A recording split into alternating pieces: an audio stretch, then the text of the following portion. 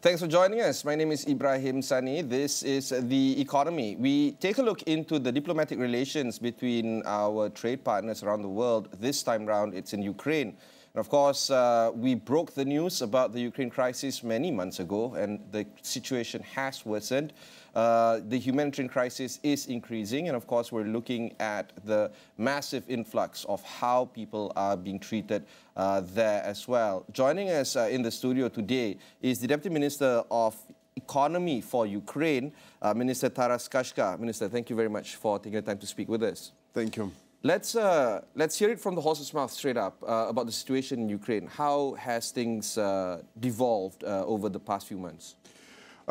So generally speaking, we are very close to the, let's say, 1,000 day of war. So that for these 1,000 days and almost 3 years, we already trained ourselves to cope with war. So we know the challenges. It's not a situation of the, let's say, new conflict when everyone is in panic, but the situation is definitely worsening since Russia is trying to increase its attacks and intensity of war by inviting soldiers from North Korea and sending thousands and thousands of troops and applying very barbaric way of warfare. So that's they literally, like termites, they destroy everything on their way, and they do it by killing their people. It's like really meat war. So that's on the front line, and the intensity of battles is really high. It's more than 150 battles every day on the front line. So that's why this war is very, very, very intensive. But at the same end, as well, we have constant shellings of Ukrainian infrastructure around the nation with Iranian Shaheeds or Russian missiles that use some chips from China and some other states. So that's why the war is very intensive. But what is important is that society it knows how to deal with it. We have a lot of people in army, and the conscription to army is increasing. At the same time, we have people that actually maintain their operation in business. Since business is a key source of revenue for financing defense, and we are glad that economy is recovering a little bit, so that because the initial shock of war was that we lost 30% of our GDP in the first year in 2022. Then in 23 there was a essential recovery, so of 5.3%. So this year the forecast was 4.6, but it may be damaged by the shellings, especially on energy infrastructure.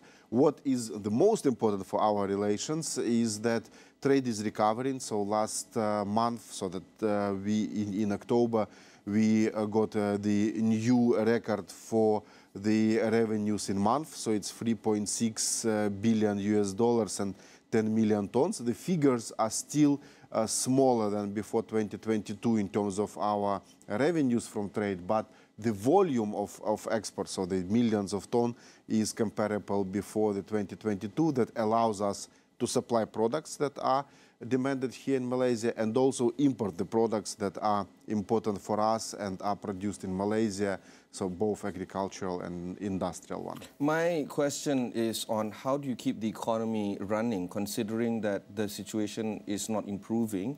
The land grab, I suppose, by Russia is not fixed. They are gaining ground, they're losing ground. Isn't it very hard for you to maintain domestic economy, trying to get trade in, trying to improve on economic relations? How do you manage the economy in times of crisis? I think that the most decisive moment or stage was at the first weeks of war. So when there was like a phase when a majority of businesses made their own strategic decisions, either to continue their operation, to maintain their operation despite all challenges, or to close their business. And we are happy that, and we are lucky that a majority of businesses, so more than 90% of businesses, continue their work, their operation. Those who close are actually businesses that were under direct danger from Russian attack. Majority of those businesses relocated from eastern part of Ukraine to western part of Ukraine, so industrial plants as well. So that's why we are lucky that banking system, mobile operators, railways, transport systems, retail chains, they maintain their operation, and quite fast, for I think that 8 weeks after the start of war, we already got a feedback that the majority of system turned back to normality. The biggest challenge for Ukraine, so we had several challenges for Ukraine in 2022.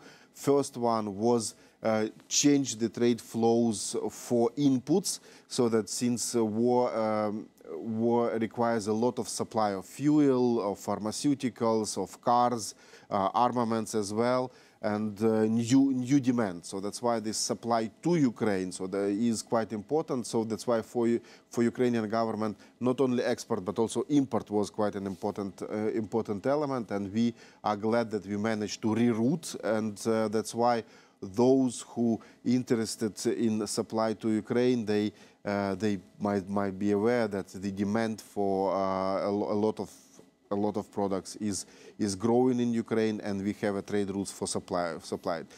Another big challenge was the blockade of seaports by Russia, since 3/4 of our export was done by sea. This is the same for Malaysia, and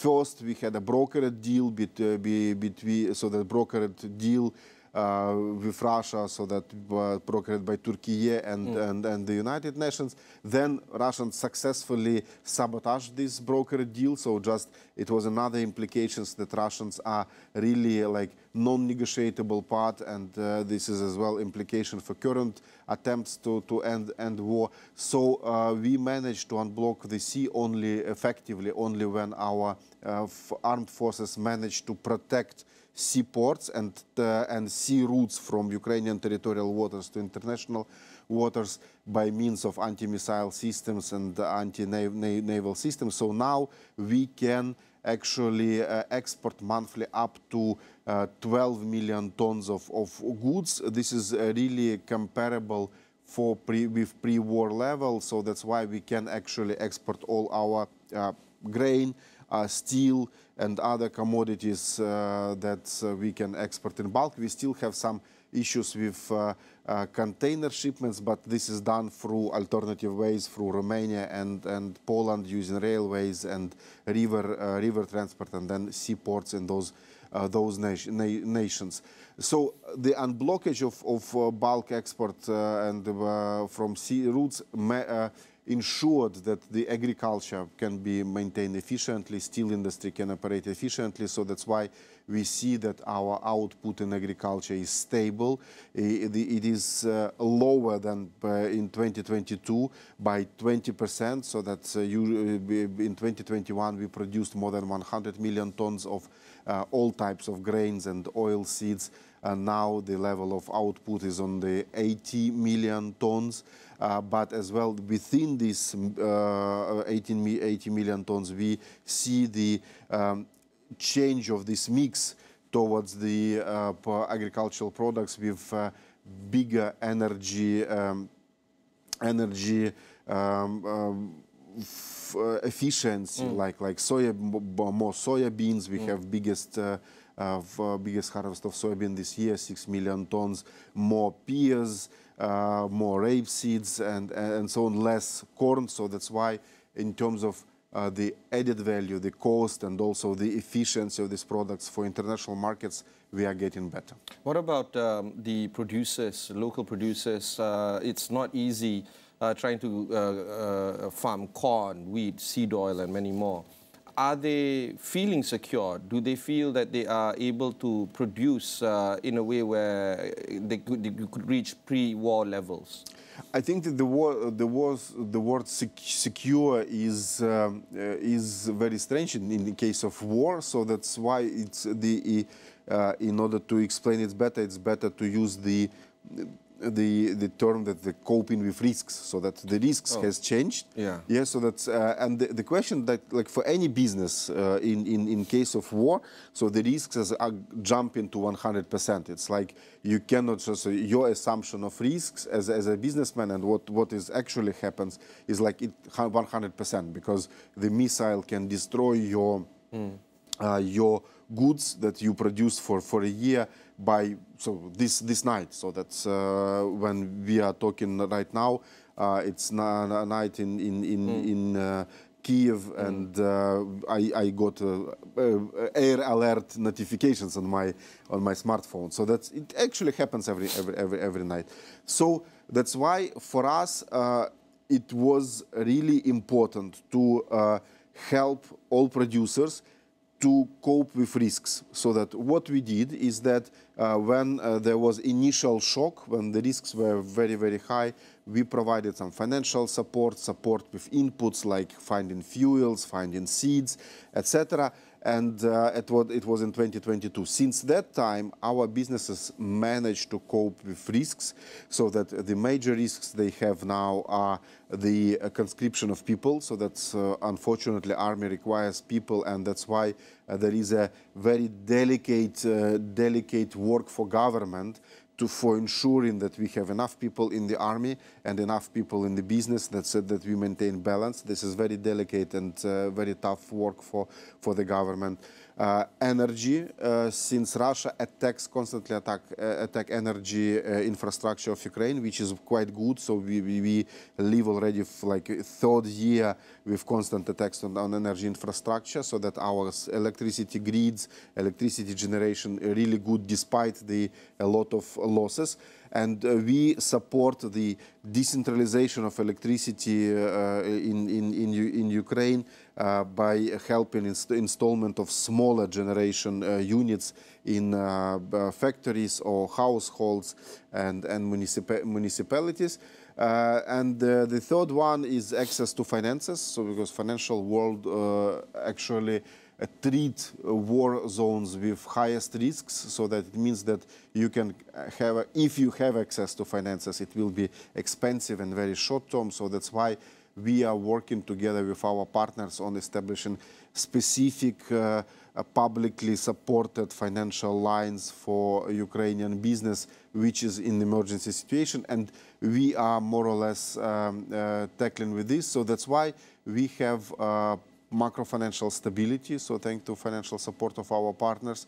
And we, with support of Army, ensured that the international trade routes are operating, all systems are functioning. So that's why business, which is still in danger, already can cope with these risks. And so that's why we admire Ukrainian businessmen who can actually work in these conditions. It means that in peaceful time, they will be really competitive, because they continue work now under constant threats and attacks from Russia.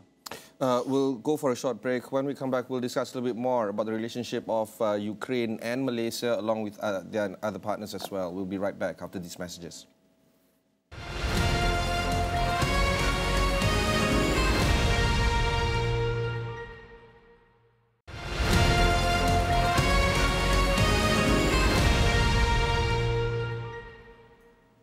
We are still with Taras Kachka, the Ukraine Deputy Minister of Economy. Minister Kachka, let's talk a little bit more about the relationship that you have, the bilateral and multilateral relationship that you have with your partners. The EU is a strong supporter. You've had the Western world backing you. But there are parties that are a bit neutral, I suppose, in this war. But I don't think Malaysia counts as that. We are a very strong supporter of the Ukrainian efforts. What would be some of the objectives of your trade mission here in Malaysia while you're in Kuala Lumpur? So, with all these elements of your question, so let's start with the most important, our bilateral relations with Malaysia. So that's Malaysia is our strong trade partner, so that we have $100 million trade in both directions. So we buy more from Malaysia, so that we purchase some agricultural goods like palm oil, and also different electronics and machinery that produced in Malaysia. So that's why, so it's really big partner in the region. We supply as well here the a lot of sunflower oil and other agricultural commodities. So among Asian states, Malaysia is one of biggest trade partners. So that's why for us it is important to maintain dialogue with government of Malaysia on how we can improve trade. And that's why we really glad that we managed to convene and meet and organize the inaugural meeting of joint committee. So this is first one formal meeting, and we had a really good dialogue with Ministry of Investment, Trade and Industry, MITI, and Ministry of Economy as well, on the way how we can improve trade. So what we can do more, and we discussed issues like agriculture in both directions, so that all elements take into account that agriculture is getting very sensitive, so that from one perspective, the issues of food security, the greater demand for food in all worlds, so that's in all societies, we have a lot of sensitivities in terms of protectionism, in terms of new demands for the quality of food, sustainability, climate change, and other things. So it goes both directions. So that we are really open to support each other, to invest in sustainability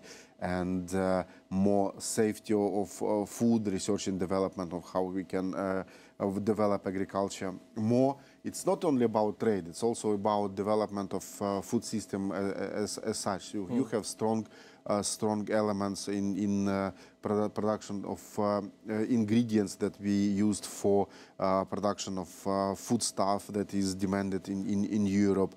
We have a lot of knowledge on transformation of agriculture and helping small farmers to be more efficient in terms of production of different kind of agricultural equipment, starting from storages and transportation systems that might be demanded in the states of Malaysia where agriculture is not yet developed to the highest extent. We talked about the space and aviation capacities, so that we have strong partnership with really developed companies, with leaders of global industries like Boeing, say SpaceX. Each of us has their own experience, but at the same time we have our knowledge, so that knowledge we can share directly and cooperate directly. We discussed the medical industry to be developed. Here in Malaysia, there is strong interest to develop with support of investments from Ukraine, or expanding production from Ukraine, but the vice versa, so that our pharmaceutical industry, medical industry has strong interest. Of course, tourism, which is like now is more, let's say, one-sided, so since of due to security situation, but Ukraine as well is a really good tourist destination for tourists around the globe, and we want to cooperate on this topic in general. So, and we see that so that we are not like first-tier trade partner of Malaysia. Malaysia is not a first-tier trade partner for Ukraine, since our trade is more concentrated on the European Union. But Malaysia developed trade with Europe in general. Ukraine is integrated into the European Union. So this, and for us, Asian market, Southeast market is the most growing market for last decade. So that's, and we see Malaysia as one of leaders of the region. So that's why statistically, being like second-tier trading partner to each other, we have a good opportunity to help each other to develop trade with regions that are strategically important for each other. So that's why we are working not only like on daily agenda, but also on more strategic agenda, how we can actually help to achieve our strategic economic goals like in 10 years. So this is the agenda we discussed, so that within the committee and also bilateral meetings, and I hope that it will help businesses to trade more efficiently, cooperate more efficiently, to create supply chains more efficiently, since, you know, government usually only can either create obstacles, so that's why we are not trying not create obstacles, and can help businesses, because business is more efficient, more ambitious, so this is our task to help businesses to find each other and help each other. Let's talk about the private sector a bit. Do you feel that there is a business case for Malaysian corporations and entrepreneurs to try and build some form of relationship and some form of business opportunities in Ukraine? First of all, so that these options are there now, so that we have direct... And it works vice versa as well, yes, Ukrainian private sector as well. We have strong trade, so that it means in terms of on level of commerce, it works quite intensively. We have some also that the trade that develops into some sort of processing, so that's it's like vice versa, so that the tendencies that have been visible before the war. And what we discussed as well with business communities and government is the inviting Malaysian companies for post-war recovery in Ukraine, so that we see that the demand for different type of supply of equipment, participation in the development of infrastructure, construction, etc., so that there will be a lot of opportunities for Malaysian companies, and we will be glad to see them in Ukraine, operating in Ukraine. What about this trade mission? Are you going to other markets as well within Southeast Asia, or is it purely just Kuala Lumpur? So the primary goal is Kuala Lumpur, since it was like agreed for formal bilateral meeting. But we as well. So I used this opportunity to visit Cambodia. So that's the state where we have unfortunate topic for long-term cooperation. So this is demining. So that for Ukraine, demining is quite important task. So that's we cooperate with Cambodian government on sharing experience on demining. Demining meaning landmines, and then you take it out? Yes, landmines, the contamination by missiles, remains, etc. So that we have really thousands of hectares that are potentially contaminated or contaminated. So that's why for us, the experience of Cambodia is really important. But as well, we see that there is like growing trade with region. We as well have a strong interest in development our relations with ASEAN states in general, and ASEAN as an organization, as an entity. That's why we discussed with Malaysian government on priorities of their chairmanship in ASEAN next year. So I hope that we will meet again in next year, and with more intensive dialogue with other states of the organizations as well. And of course, I don't know whether you have heard this question many times, but I still have to ask: how will this war end? In what way, shape, or form? In order to end this war, we need to have a will of Russia to end this war, so it can be stopped immediately if Russia withdrawn its forces, or Russia is forced to withdraw its forces out of Ukrainian land. So that's why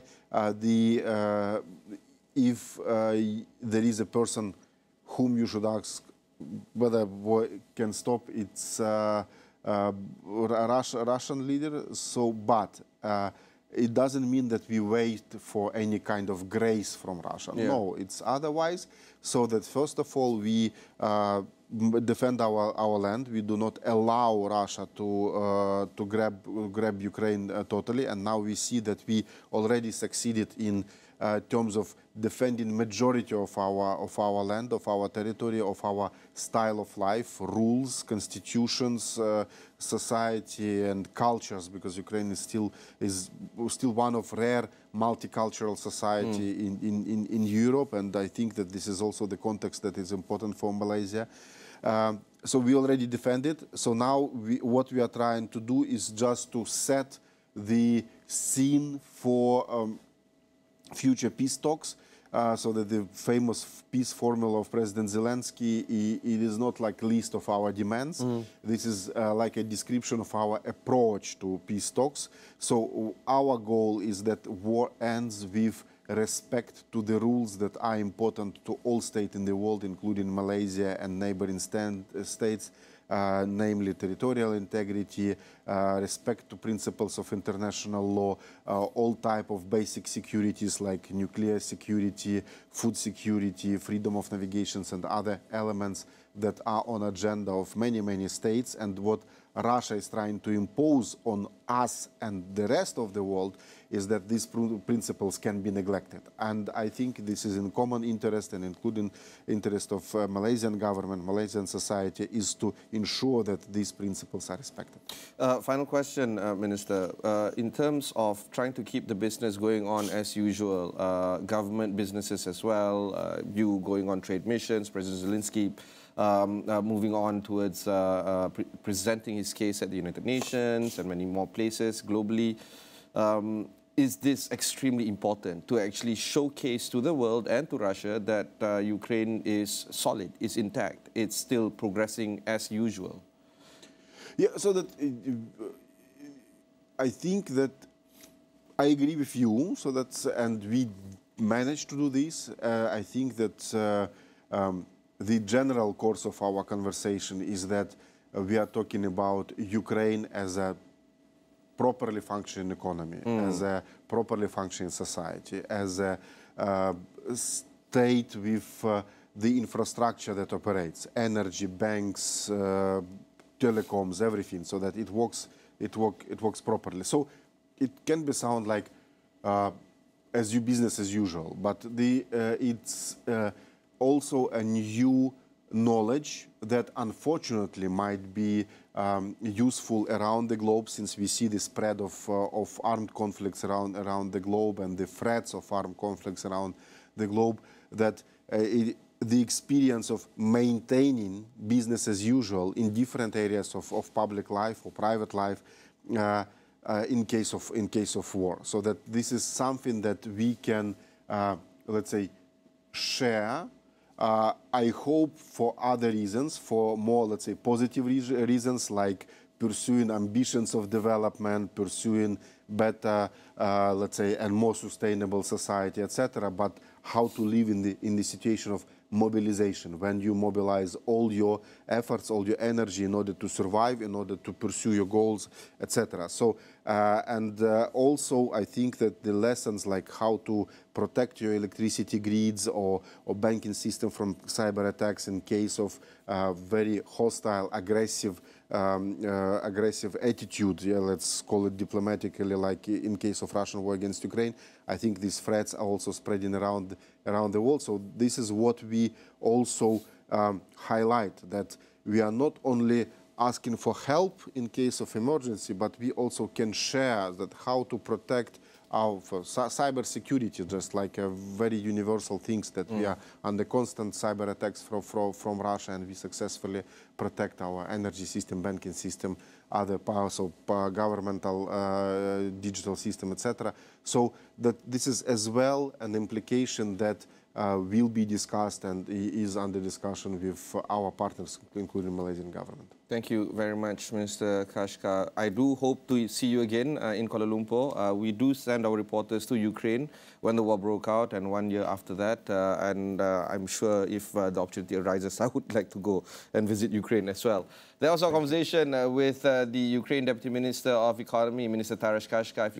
If you want to find out more, just head on to astroawani.com and find out more information there. Search the economy or search my name on the platform. Until then, thanks very much for watching. Catch you in the next one.